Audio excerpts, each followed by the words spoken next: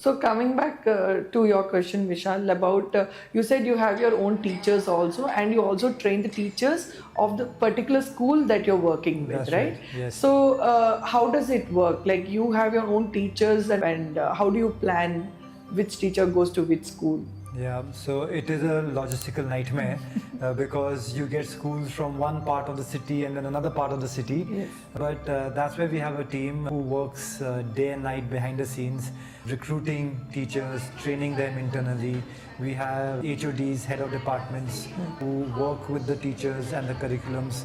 Every week there are trainings which are going on. Yeah. So simultaneously, it's like if you're working with the school and their teachers, there is an upgradation which happens. Yes. And if there is a teacher who is going from Anantha Anandha, they also get upgraded, trained, and go and do. Yes. We have a weekly training process as well. There is a training program before the academic year begins, and also our HOD trains our teachers and addresses any challenges they are facing in the school. How do you work with the psychology of these kids and the energy levels also? Right. So there was this one incident in a pre-primary school in Hyderabad, and we are teaching theatre in that particular school, and it was a very small group of 10 students or so, and there is one student who is hyperactive and who is kind of poking all the other students in the class, and there's one student who was not speaking at all. He was shy or he's not just able to speak or engage or respond to what the teacher was saying.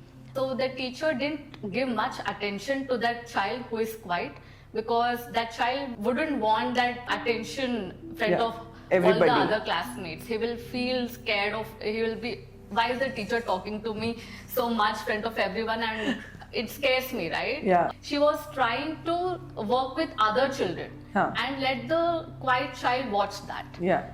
When that was happening, he started engaging himself on his own. Voluntarily. Yeah, voluntarily. So I think, for example, sitting in front of a camera and talking, I feel very conscious. But if I'm looking at the camera directly, but if the camera is somewhere on side and I'm talking to you directly, then my focus is not on.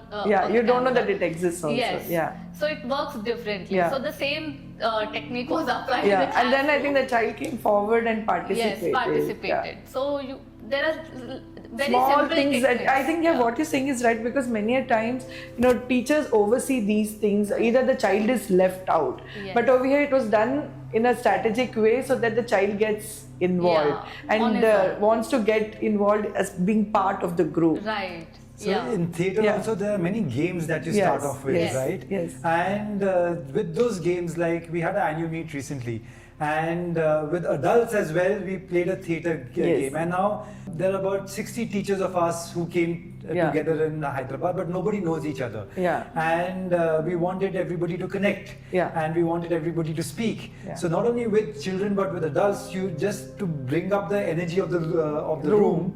Those games, I mean, at the end of the day, then everybody started speaking, they were singing, they were dancing, they were talking what they felt from their heart.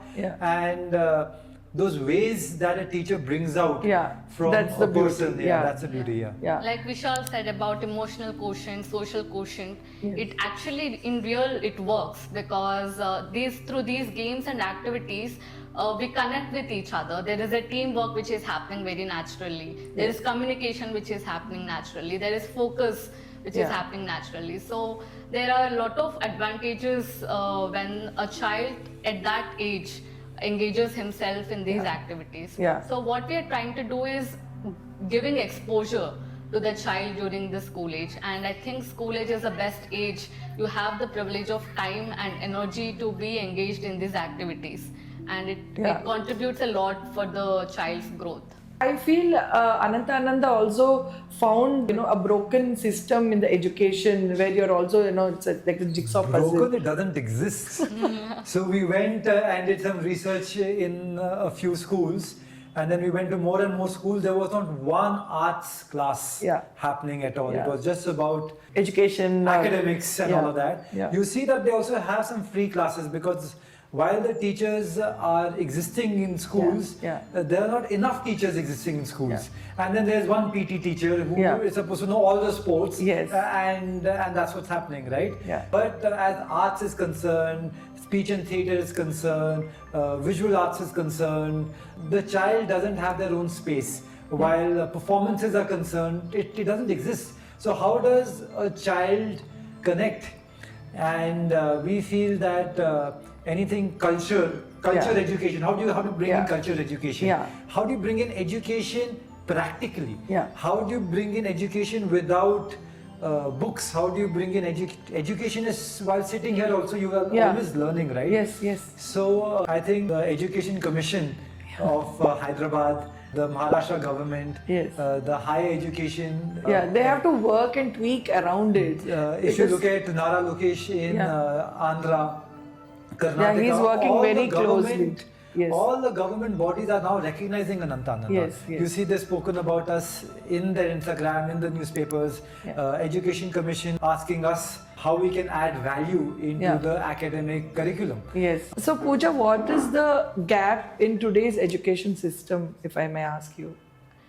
So if I talk about past 25 years of education, it was more focused on academics, or becoming an engineer or a doctor or a scientist, or more focused on academic side of it. But no one was talking about the holistic development of a child or a person. The education should not just limit to academics, it should contribute for the holistic development of a personality. So if I take my own example, though I was very conscious about how am I performing in my school at very young age.